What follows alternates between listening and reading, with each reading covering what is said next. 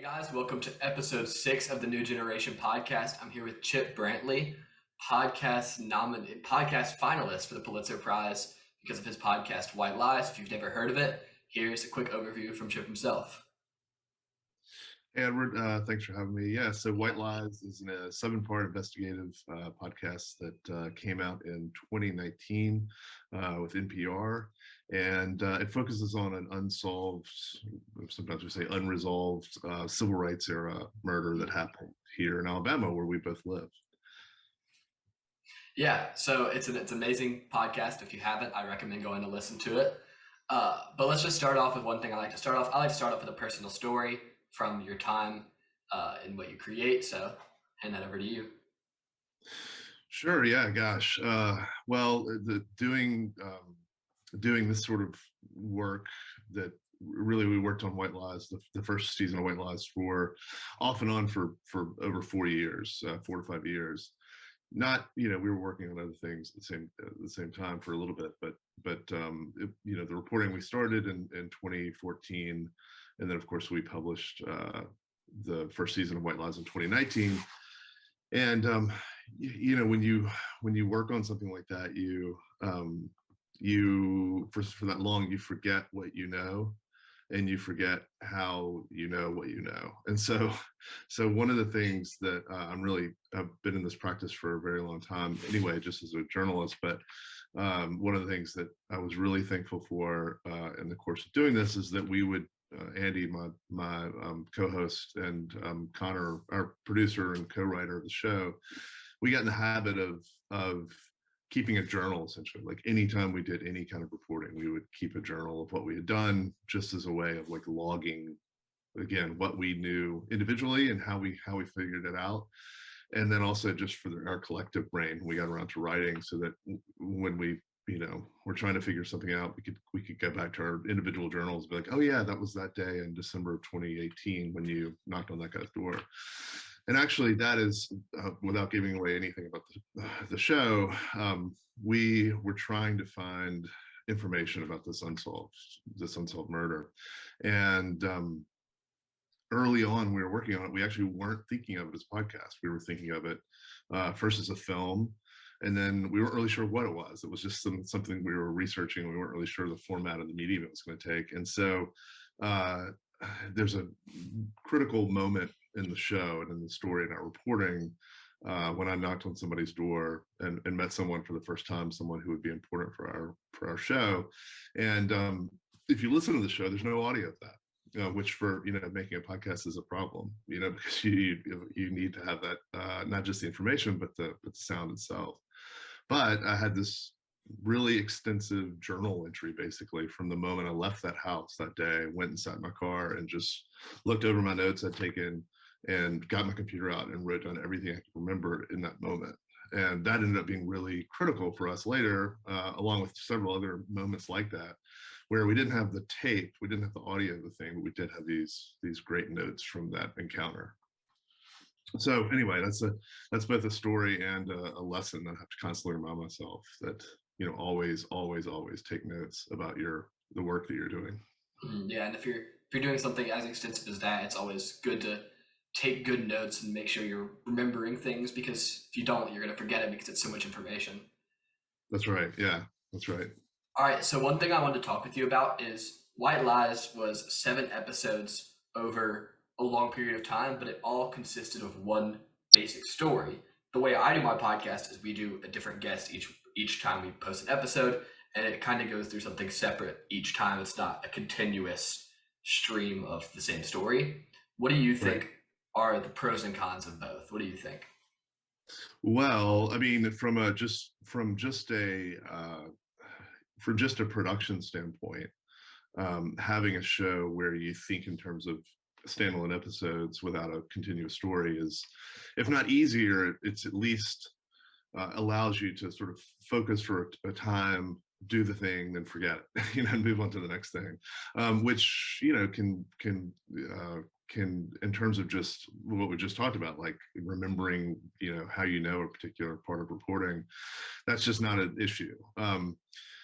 from a from a business standpoint, if you start thinking about the business of podcasting, shows like White Lies generally don't make money. They're very hard to sell ads against advertisers unless you have a just mammoth hit like Serial or something.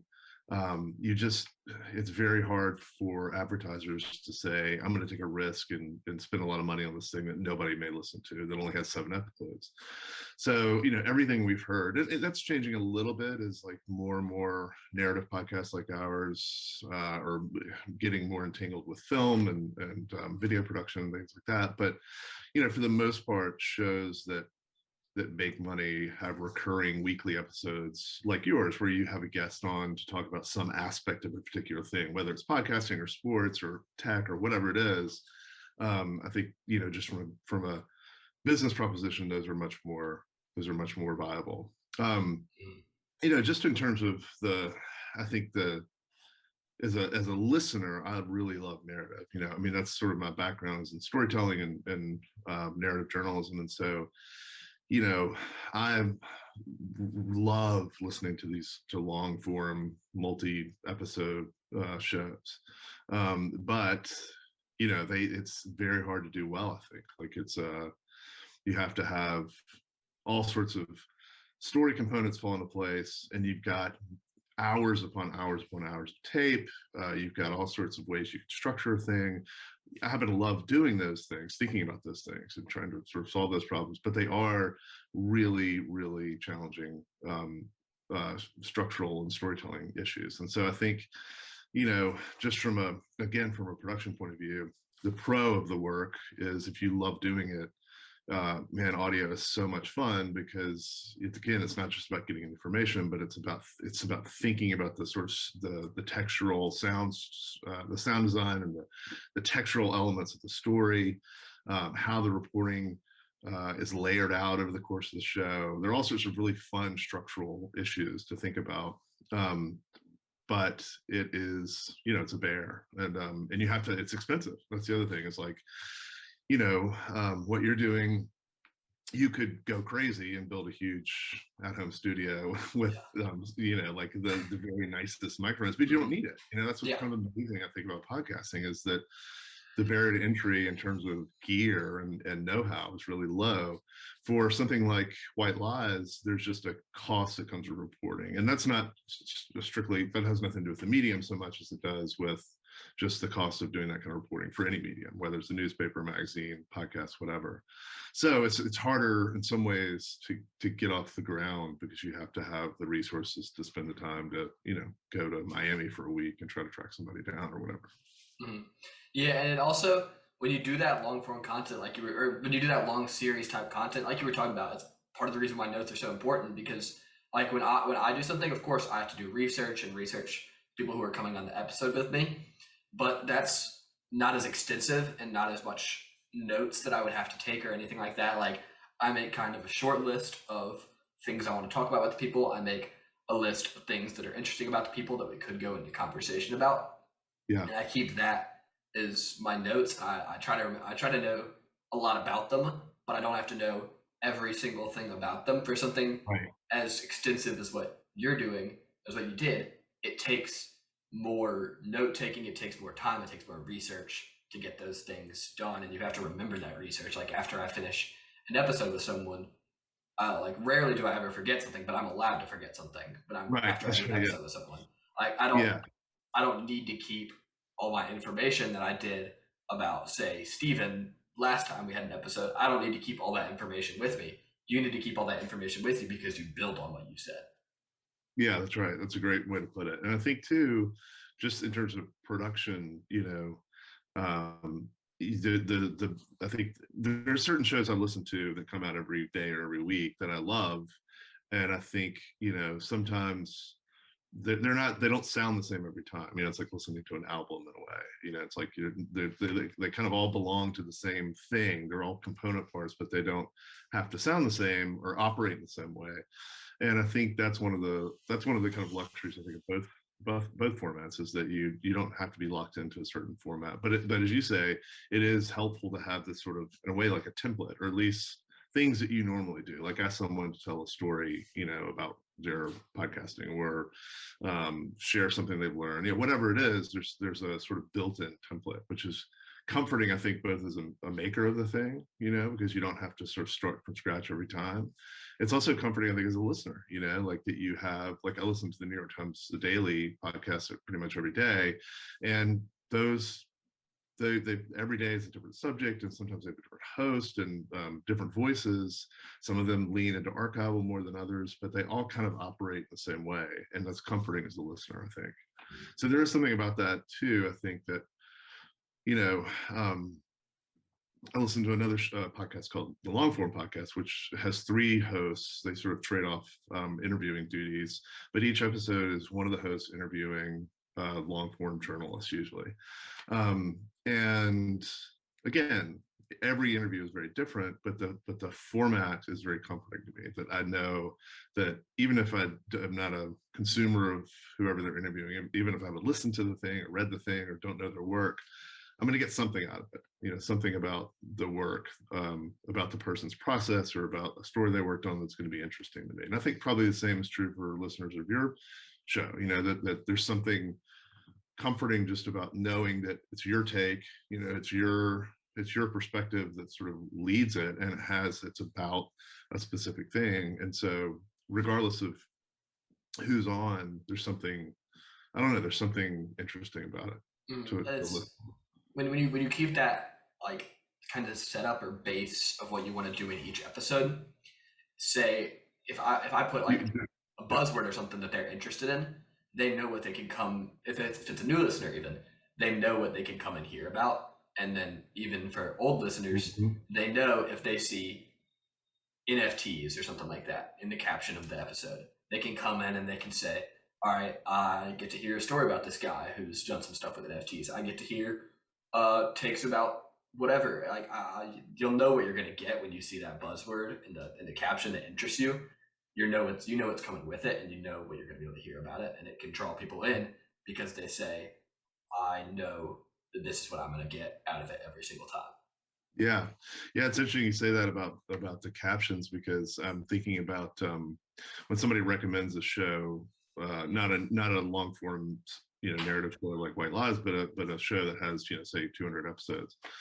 I'll go through the archives and look for words, like keywords that interest me, and or download those episodes just as a starting point, sort of get a taste of things, see if it's something that I might like to invest more time in as a listener. But I do think that is a lot of how people consume a podcast for the first time, is to look for something that is obviously, rather than listen to like the most recent one, for example, or the first one, but to look for something in the caption of the show description that just jumps out at them as an interesting topic.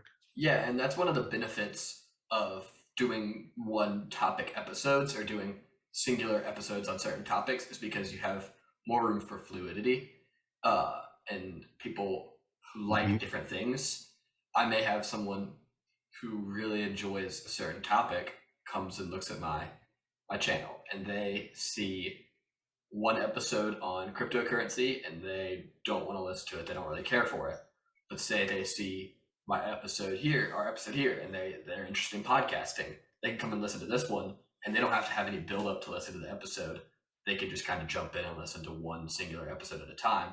With that long form, with that set series, they kind of have to go with the first episode to the 7th episode in order, and everything's the same subject, so it's not like something's jumping out at them from the 4th episode and they can't skip to the 4th episode. Everything's the same topic. Yeah, that's right. So yeah, it kind of lets them be kind of lets them be able to listen to what they like. Then if they know they want to listen to the podcast, the White Lies podcast, they can know I'm going to get the same thing out of every episode of the 7. But if they come and listen to a podcast where they're more interested in just one specific topic, they can just listen to that one episode about that topic. Yeah, exactly. And I think that's something that, as someone who's in the business of making narrative miniseries, basically like docu-miniseries podcasts, you know, it makes you think about beginnings, you know, because you do have to hook people. You have to think about that. Like, if somebody knows something's going to be 7 hours of their lives, like there's a lot of competition out there for 7 hours. You know, you could watch something, you could listen to a book on tape. That's how old I am. I still call it a book. You can listen to an audiobook. You can listen to 7 episodes of, you know, Mark Maron, whatever. There are all sorts of other things, other places you could go with your attention. And so you really do have to think about the beginning of that show and how to hook a listener. And so that's something that I won't say, well, we did struggle. We struggled with it because there are all sorts of ways to start a show like that. You can start in narration, you can start in tape, you could start sort of mysterious, you can start declarative. There's just all sorts of ways to do it, and none of them is necessarily right or wrong, but you just have to spend a lot of time thinking about what's going to hook a listener so that they keep listening to that first episode more than 4 minutes. And then, you know, once they get into that episode, got to keep their attention. And we spent a ton of time thinking about the outros, like the ends of episodes, to sort of kick to the next episode, because I think that's something that a lot of narrative podcasts don't, at least as a listener, it doesn't seem that they think enough about. And it's also a taste level too. Like, you know, you could go overboard with sort of building suspense for next episodes, but we really thought a lot about what we sort of thought of as like genre tricks, like you know, of like a mystery novel or a detective thriller or something, like really trying to lean into those tricks of trying to hook a listener for next time. To bring them back, because we did release, I mean, some shows like this. I just finished listening to a new serial New York Times podcast called The Trojan Horse Affair, and they dumped, just like S-Town, it's co-hosted by the host of S-Town, Brian Reed, and just like S-Town, they dumped all, I think it's 8 episodes, I can't remember how many episodes it is, but they dumped all the episodes in once, so you can just binge them in a day if you want to. With White Lies for the first season, and for our next season, we'll release them weekly, sort of old school, so that, you know, you really do have to think about hooking a listener who's listening in real time. Yeah, and like what you talked about with hooking people for more than 4 minutes, a lot of things I see, like specifically with like a YouTube algorithm, they push content out the further people watch it and the more watch time it has. And if you can keep people in a YouTube video, just as an example, for over that, say you have a 10-minute video, if you keep them for that first 2 to 3 minutes, your watch time will be greater because people are hooked at that point, and they'll just keep watching. Like but if you can't keep them for that first 2 to 3 minutes, if you can't keep them past that first 2 to 3 minutes, then your watch time is going to drop and it's not going to be pushed out as much. So you need to be able to hook people in correctly, because everything depends on whether someone thinks your episode is interesting enough to get past that first little bit and listen deeper into the episode. Because the first part of the episode is what I would say is usually, in my opinion, the most boring part of the episode, because you're not into any subjects just yet. You're just kind of talking at the beginning and you're kind of introducing it. And while introducing things can be really cool and can be interesting, I think the meat of the subject is more interesting to people than the introduction to the subject. And so if you could keep people through the introduction and get them to the meat of the subject, then you'll be smooth sailing from there.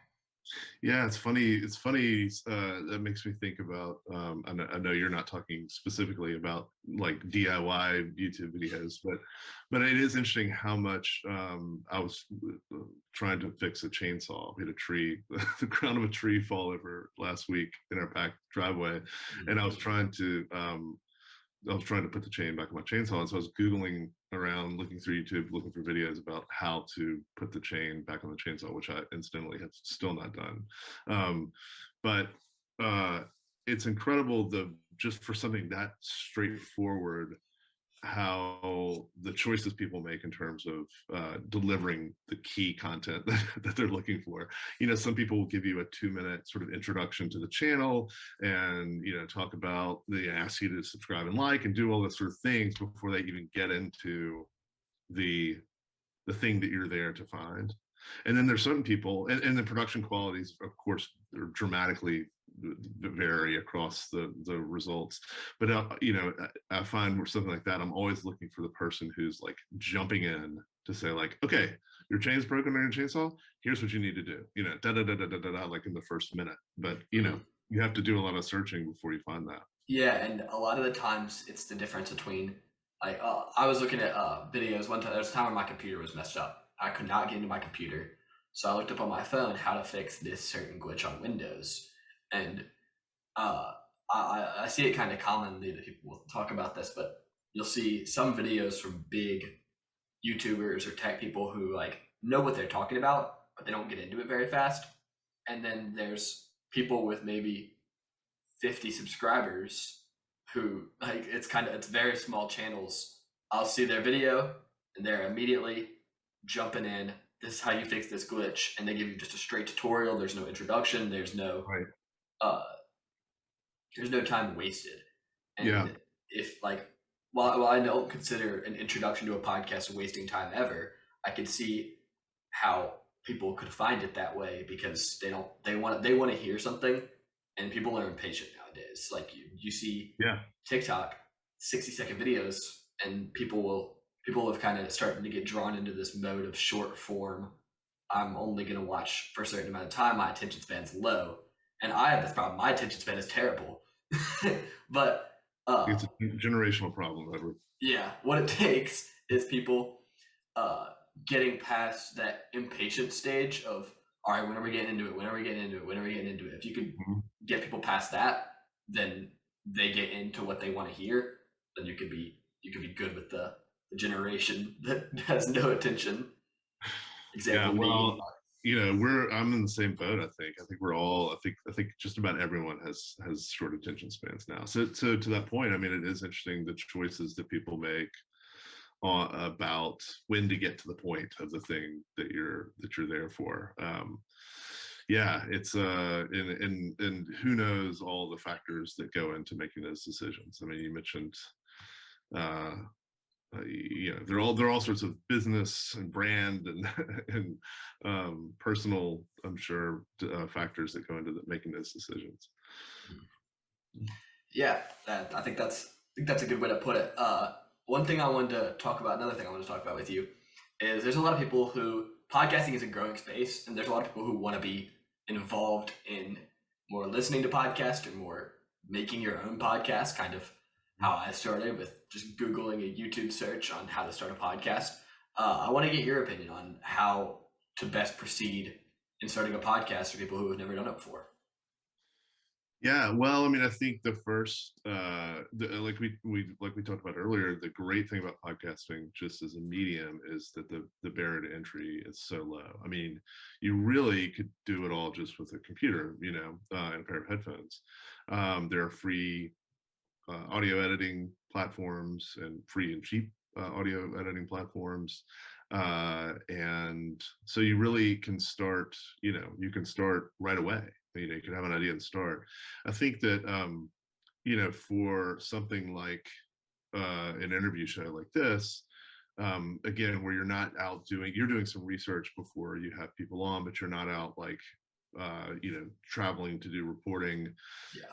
That really is a thing you could start tomorrow. And I think the key thing there, at least from my perspective, is to really hone the idea. I mean, I think the danger in trying to hone something is that you never start it. You can like keep refining the idea, keep refining the idea, keep refining the idea, and then you've refined it into non-existence because you've never started the thing. It's just an idea you have, and it's not a thing you've done.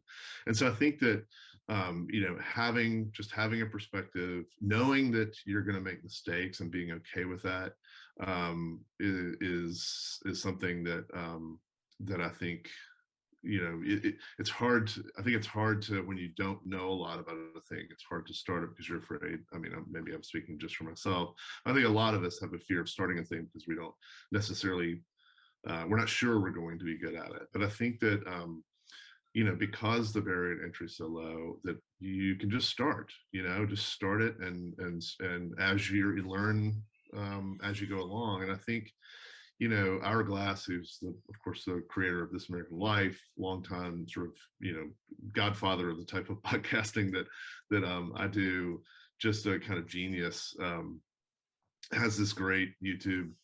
There's an interview with him on YouTube somewhere. It's grainy, and but the gist of what he says is, just start and make mistakes, because that's how you learn. That's how you get better. You make stuff that you have aspirations, you have taste, and you kind of know what you want and know what you like, and maybe you can't get it at first. Maybe some people do, but maybe you can't get it at first, but you just have to keep doing it. You have to do it, and then you can compare what you've done to what you love and see where it's not working, and then you make little improvements there, and then you keep going, and you kind of get better and better and better and better. And I think there's also something about building an audience by doing that people like to see you grow. I way long ago started a sort of web business, and we had a consumer-facing website, a food website. And part of what we realized is that people really loved, instead of we were trying to launch this thing, and it's taken us forever, and we finally were just like, let's just launch it as it is, and then we can make improvements as we go. Mm-hmm. And there's something about that it's so kind of obvious in so many businesses, that like app development, where you launch a thing and then you make incremental improvements, or you see, Twitter, this is the Twitter story. You launch a thing, it doesn't work, but some feature of the thing you launch does work, and that becomes the thing. And that's sort of the Twitter story in a way, is that they had this sort of chat feature for something they were working on, and that's the thing that really took hold. And so then all of a sudden, that's the business. And I think the same thing can apply to a podcast, that you start because you have an interest, and then that interest sort of gets refined, or you find, for example, that you really enjoyed that conversation about NFTs, and maybe you just want to have more people on to talk about NFTs, and maybe you become an NFT podcast, Mm-hmm. And so I think that can that's that there's something to just starting and just doing it, and not worrying too much about whether it's going to be good or not. In terms of a show or in terms of a podcast like White Lies, I would say that, doing thinking about just getting tape is a good way, a good way to start. You may not know what the story is exactly. You may not know how it's going to end. You may not know what the structure is. You may not even know what interests you about something. But rather than spend a ton of time on your computer Googling stuff and reading stuff, just go talk to somebody. That's what when I worked as a newspaper reporter, my favorite editor would just say, if you're sitting at your desk and you're sort of stuck on something, or it's not working, just leave, go out of the building, get in your car, go somewhere, and just start talking to people. And I really think that there's something to that sometimes when you're stuck, or you're not really sure what it is, just go start talking to people. And to always, our producer for season 1 of White Lies, his mantra is roll tape, always roll tape. Everything you do, roll tape. You may not use it, it may seem gratuitous, when you're out driving around Selma trying to find somebody, have your microphone in your car and just narrate what you're doing to yourself, and always roll tape. And I think that is it's really good advice for someone when you're just starting out, because a lot of I think one of the joys of a show, of the type of show like White Lies, not necessarily White Lies, but that for me as a listener, one of the joys of listening to a show like that is the process stuff, where you get to hear the person trying to get the thing that's part of the story, and they can't get the thing, and they can get the thing, just that whole process of trying to get something. I think for a lot of listeners is a real pleasure. And so sometimes I think the inclination might just be to record interviews, but I think for someone just starting out for a bigger project, like something like White Lies, to really just start recording, even yourself, doing research. It sounds so boring, but I'm looking for a phone number for John South, and I'm going to call these 58 John Souths in the Alabama phone books and see if I can find the John South I'm looking for. And then you call the John Souths, none of them is the right one, but something that one of those calls is going to be interesting. One of those calls is going to result in something that's funny or sad or something that maybe you can use, maybe you won't, but it's good to have it. And so roll tape. Yeah, So it's one thing that people have talked about, who create like vlogs or something like that, who create content, is just like always have your camera on you, always be able to do something at a moment's notice to get content, because you never know when something good is going to come around. You Mm-hmm. never know when you're going to be able, like when I created TikTok content for a while, and like I had friends on the platform who would just video everything. There's a guy who I know, and he just videos everything he does. Yeah. Uh, and it seems over the top to some people, but he has been able to create like 4 well edited videos a day for years now.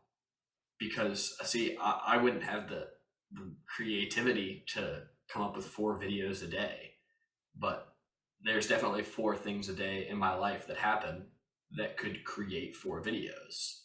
Mm-hmm. And for people who are saying that their lives aren't interesting enough, there's always something. I have a journal on this thing called Notion that I use, and I do like every day I put like what my biggest story of the day was, or like the biggest thing that I did that day, or biggest accomplishment I had, or the funniest thing that happened that day. And it's kind of the same premise: is you're always going to create. There's always going to be something that happens that you're not going to be able to go like when you're going out and trying to find someone in Selma. There's always going to be something that happens. It's not just going to be blank, no sound, no audio, no one's talking. There's going to be something funny that happens. There's going to be something interesting. You're going to find Yeah. something. It's Nothing's ever going to be as boring as you think it will be. Right. Yeah. And I think it's great. Yeah. And I love that you do that, that you keep a journal where you write that big things. I think that's both in terms of, just for posterity for your, to have, but also to sort of get you thinking in terms of story and get you thinking in terms of, of basically making a story of your life, which is what we all do, to some degree. But I think it really helps to sort of write it out in a narrative form. And you're right. I think that you mentioned your TikTok friend who does 4 a day. That is a lot. That sounds exhausting to me. But at the same time, that you do when you do roll tape in the case of podcasting, or when you write a journal, when you generate a lot of stuff, whether it's audio or footage, whatever it is the exhausting thing is like when you have to then go edit it. It's great to do it every day. When you do it that day, it's like mise en place and cooking. You sort of chop the things, you clean up your mess, and before you move on to something else. So you're always sort of cleaning up your workspace. And I think that's great when you can generate the stuff and then edit it that day or soon after. It really starts to pile up for a project like White Lies when you do interviews for 2 years and you've got, like I said, hundreds and hundreds of hours of tape. You've got to then like figure out what to do with it all. And so when you add to the interviews and the just sort of reporting tape, when you add to that your sort of journals, or in our case, like Andy and I, who co-host the show, we talk a lot. Like he called me. I was at my 14-year-old son's baseball game yesterday, a doubleheader, and he called me midway through the first game, or he texted me and said, like, I have something to tell you and we need to record. I'm like, well, let me watch the car. So I watched the car and called him, and he recorded from his end to tell me this thing that had happened that day or yesterday. And I don't think we'll use that particular part, but we do that a lot, where it's sort of like, hey, I need to tell you this thing, let's record, which we learned because there's certain things that we would text initially when we started working on White Lies as an audio project, and we would do what we had always done, which is like text each other excitingly when something happened. We realized pretty quickly that could be good tape, that could be in the show. Instead of relaying the information, we're relaying it in a way that's usable. And Yeah. and like when something happening the first time around, like when you say something, when like it becomes more, it's more in the moment if you record something as you figure it out. If you try to recap what you've done, it's not going to be as interesting because you're not going to have the same reaction that you did. You're not going to have the same effect. if something big Yeah. happens and you get in your car, Andy hasn't told you about it yet, you sit down in the car and you click record, and he tells you this big breakthrough that you've had or something like that. Yeah. Your reaction is going to be much different, and it's going to sound much different if you record it then than if you try and record the recap of it That's right. 5 days later. Yeah, that's totally right. Yeah, in fact, you asked me initially about a story from reporting White Lies, and I have a story that gets at this exactly, which is that one day I was driving to Selma, and this we were trying to find these tapes in this part of the search. One of the searches in the show is to look for these tapes that may or may not have been made in 1965 and then later duplicated. Anyway, we spent a lot of time looking for these tapes, and people would say like, "Oh, you should talk to so and so." Like, "Okay, we're going to talk to so and so." Anyway, one of these guys, somebody said, "Oh, you should talk to this guy. He lives out in Texas now." And I honestly, didn't think too much about. I didn't have too much hope that this guy was going to be helpful. So I called him on the way to Selma one day, and didn't record stupidly. Again, like always, roll tape. But so I called him, and he said, "Oh yeah, the tapes are real. They exist. I've heard them. We put them in this time capsule." I mean, he told this like crazy story, and so immediately like pulled over and took notes as I'm talking to him, and then immediately called Andy, and I'm like, "Okay, I just talked to this guy," and you can hear us in the moment like processing what this craziness this guy's just told us, and we ended up using that in the show because it was because I didn't record the call, we couldn't play the call. It was the relaying of that information, relaying the story to someone who had not been on the call, in this case Andy, that really allowed us to sort of use it almost as a proxy for the call. And so I think, ideally we would have had the call itself, but in this case we didn't. And so the next best thing was to use this tape of me telling Andy the story, and his response, like you said, is like in real time, and it's such wacky, like crazy information that he's like responding appropriately. Yeah, raw reactions are always great. And this is almost nothing to do with it, but like when I love watching Madden pack openings. Like when people go on Madden and they open up packs, they pull Yeah. some amazing limited time card or something, and they start jumping up and down and screaming. Like it's like it's the raw reactions always end up being better than just what people will say later on, because like when something happens, it's more exciting in the moment than it is 2 days later. Yeah, for sure. And I think it's also genuine. I think that's something that audio, especially, we're able to sniff out genuine reactions and just sort of authenticity, for lack of a better word, like the sort of an authentic reaction from someone, or someone's authentic sort of personality versus something that's canned or sort of put on. I don't know what it is, but it does feel like that audio is sort of makes that harder. It prizes intimacy, and it prizes authenticity and intimacy in a way that sometimes other mediums, I think, allow us to be a little bit more canned. Mm-hmm. Yeah. So another question I wanted to talk with you about is, if you hadn't started White Lies, what other subjects would you have considered making a podcast on? What other things interest you enough to do that? Oh God, everything. That's my disease. I'm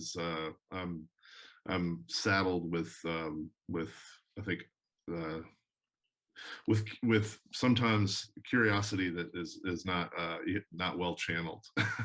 And so actually I've got, you can see post-it notes. I've got post-it notes all over here. What you can't see is over here I've got a little like column of white index cards that have just one word stories on them. Like that's like one is Spider Monkey, another is Magna Carta, another one is Singleton, another one is Stribling, and these are all like sort of stories that I'm in some way or another kind of working on, if not all the time, that there's something that's interesting about them. So one of the reasons that it took us to so long to make White Lies is that Andy and I and Connor, the three of us, were working on an entirely different project that we pitched to a bunch of people in 2017, 2017. And that story is actually going to be season 2 of White Lies. But that was the story that we had done a ton of reporting on. It's too much to go into right now, but it involves Cuba. So we've been to Cuba, we traveled to Cuba, we've done some reporting, we've been to Miami, we've flown to Vancouver, we've been all over the place to do reporting on this other story that is really not at all. It's a totally different type of story than season 1 of White Lies. And in the meantime, we were continuing to go to Selma whenever we could. We live, a couple hours away, so it's pretty easy to go down there for a day just to knock on some doors and talk to some people. So when we pitched this Cuba story, we mentioned as possible, follow-up stories to if the Cuba story, if we did it as a, say 8-episode show and we wanted to do another season 2 of that same show, that here are some other ideas that we could do after that. And one of those was this Jim Reeb story, the Selma story that became White Lies. And so NPR said, Cuba story is kind of interesting, but we're really interested in this unsolved civil rights era murder. Can you tell us more about that? And it's really sure. And so we had been working on that for a couple of years at that point, and had put it down as a full-time thing, and then returned to it as a full-time thing. And so in terms of stories, we're always thinking about the next one when we're working on one. And so we're going down in a couple of weeks, next week, to interview someone who lives on the Gulf Coast for this Cuba story. But while we're down there, we're going to drive over to Mobile and do some reporting for another story that could possibly be a 3rd season of White Lies. And so we're always, and I've always tried to think that way, just as a reporter. And you almost have to, as a reporter, think that way. You can't finish a story and then be like, okay, what am I going to do now? Because you have certain contractual obligations to publish stuff. And so and actually that's going back to your sort of initial question about longer form stuff versus one-off episodes in terms of podcasts. I think it's good to, as someone who makes stuff, to always be thinking in terms of a project duration. So like, have short stuff that you can do. They're kind of like easy wins. You have a feeling of like having done something. You can produce stuff. It's sort of feeding the impulse to make something.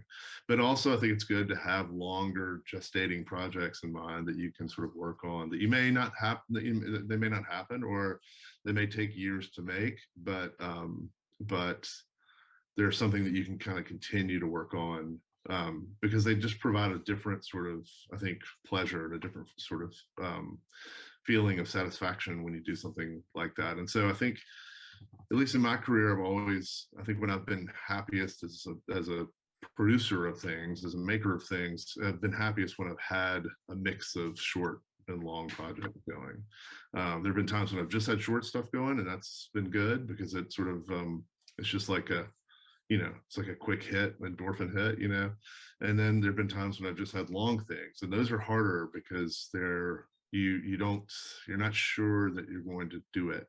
You're not sure it's going to happen, and so you just don't have that feeling of having accomplished something or finished something. And I think that can, we're a little bit in that phase right now with this season 2. Like, we're nearing the end of reporting, but we're not quite there.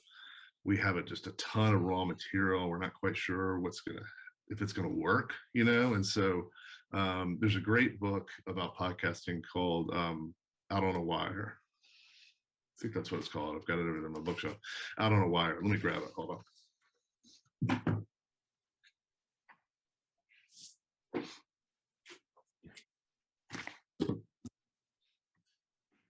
Out on the Wire, not Out on a Wire, Out on the Wire. It's by Jessica Abel, and it's a fantastic book. It's specifically about podcasting and narrative podcasting, but it's really good for anybody who makes things. Highly recommend this book for anybody who's interested in making anything. But Jessica Abel, she's like a graphic artist, and so it's a sort of, do we have a word yet for graphic nonfiction? Is that what it's called? Graphic nonfiction. It's a graphic. Yeah, it's not a graphic novel, but basically it's a result of her interviews with people who make long form audio. And I'm trying to flip to the section so I won't butcher it, but here it is. She interviews, I think it's the Radiolab people. It doesn't matter. She interviews some people who talk about the process of being in the middle of a project. Yeah, it's Radiolab people. Being in the middle of a project and not being able to see the end, you know? And they call it the dark forest. You're like in the middle of the dark forest. And I think that's a great phrase for it. It's a great metaphor of like, be here. You know that it's somewhere you may be able to get out of it. You just have to keep walking, you know? And so I think we're in a little bit in that phase right now. So I hope we can get out of it. I'm gonna have faith that we can get out of it. Mm-hmm. Well, yeah, that's a lot of our time for the episode. We're nearing up to finish. Thank you for coming on. And I have one last question, and if you're willing to talk about it. You talked about season 2 of White Lies a little bit. Can you give us any sort of sneak peek into season 2 just yet? Well, so it is a sprawling story about the aftermath in the United States of the Mariel boat lift, which was in 1980. Basically, 125,000 Cubans came to the U.S. Over the course of just a few months, really, on every kind of watercraft imaginable, shrimp boats, sport fishing boats, and you know, it was this like massive influx of people to Key West and South Florida, and so our story really focuses on the U.S. response to that influx, and so it's a great not unknown story, because there are a lot of people who when 125,000 people come to the U.S., a lot of them have family here, and so it's in certain parts of the country it's a very well-known story, but it's an undertold story, and the U.S. response, I think, is an underappreciated story about kind of this first chapter in the modern immigration system. So in a lot of ways, it's a very different story from our first go around, but it's an exciting, really wonderful story. Well, thank you for coming on, Chip. If you're interested in anything that Chip's done and you're listening to the podcast, all of the links will be in the description if you're watching on YouTube, and all of the links will be in my solo or link tree that you see in my bio if you're looking through clips anywhere else. Thank you for coming on. A little bit of self-promotion here for myself. If you're watching the episode and you get this far, make sure you go check out the Instagram, The New Generation Takeover. We have a clothing drop coming out on the 5th of March. So make sure you're ready for that. It's going to be very fun. It's got some really cool designs, so you want to go check that out. But thank you for coming on, and see you, everybody. Thanks, Edward.